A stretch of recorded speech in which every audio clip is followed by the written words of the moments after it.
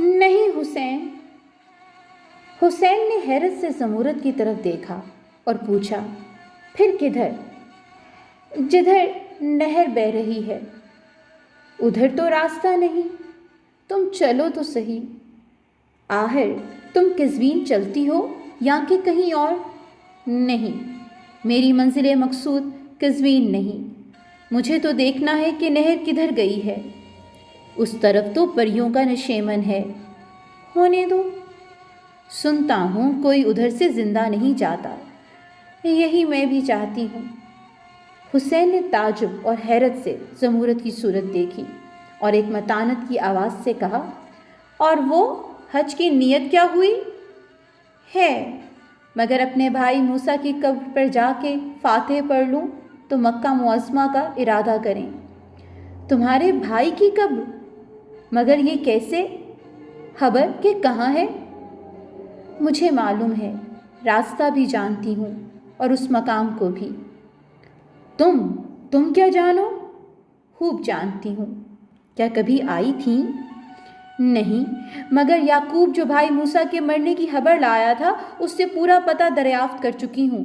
پہلی نشانی تو یہ ہے کہ جہاں سے نہر سڑک سے علیحدہ ہوتی ہے وہاں نہر کے کنارے کنارے جانا چاہیے، اور بعد کی نشانیاں آگے چل کر بتاؤں گی۔ یعقوب کو کیا معلوم، کون کہہ سکتا ہے کہ ان بلند اور پیش در پیش پہاڑوں میں کوئی شخص کہاں اور کیوں کر مارا گیا؟ تم نہیں جانتے، بھائی موسیٰ اور یعقوب دونوں ساتھ تھے۔ اس مقام پر پہنچ کر نہر کے کنارے کنارے کچھ دور گئے تھے کہ کوہ البرز سے پریوں کا ہول اترا۔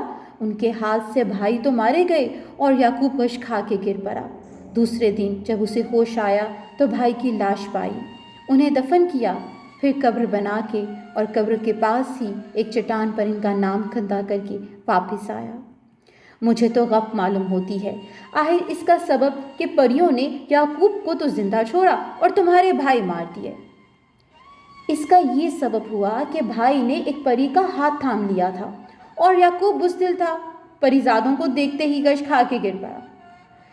پھر ایسے مقام پہ تو ہرگز نہ جانا چاہیے۔ نہیں حسین، میں ضرور جاؤں گی۔ فرض کرو کہ ہم وہاں پہنچتے ہیں اور ہمارے سامنے پریاں ادھر آئیں تو؟ میں تو ان سے نہیں ڈرتی، اگر تمہیں خوف ہے تو نہ چلو۔ تم اکیلی جاؤ اور میں نہ چلوں، میں جو تمہاری محبت میں ہر وقت جان دینے کو تیار ہوں۔ حسین سنو، میں تمہارے ساتھ نہ آتی، مانتی ہوں کہ تم شریف ہو اور اس زمانے سے کہ جب ہم دونوں مکتب میں ایک ساتھ پڑھتے تھے مجھے تم سے محبت ہے، مگر یہ نہ سمجھو کہ ایک شریف لڑکی کہ تم فکرہ دے کے نکال لائے ہو، میں خود شوق سے آئی ہوں، فقط اتنی امید پر کہ بھائی کی قبر پر فاتحہ پڑھوں گی، 2 آنسو بہاؤں گی، جب یہ مقصد پورا ہو لے گا تو حج کو چلی جاؤں گی۔ زمورت، اپنی جوانی اور کم سنی پہ ترس کھاؤ اور اس ارادے سے باز آ جاؤ۔ نہیں، یہ نہیں ہو سکتا، اسی آرزو کے لیے بے عزتی گوارا کی ہے۔ خداوند، اگر جان ہی جانی ہے تو میں مارا جاؤں۔ تیری مصیبت ان آنکھوں سے نہ دیکھی جائے گی۔ گھبراؤ نہیں، ہم دونوں کی کشش ایک دوسرے کو کھینچ لے گی، مارے گئے تو دونوں مارے جائیں گے۔ یہ کہہ کر زمورت نے اپنے گدھے کو نہر کی طرف جانے دیا۔ 2 ہی قدم چلی ہوگی کہ حسین نے روک کر کہا، زمورت ذرا صبر کرو۔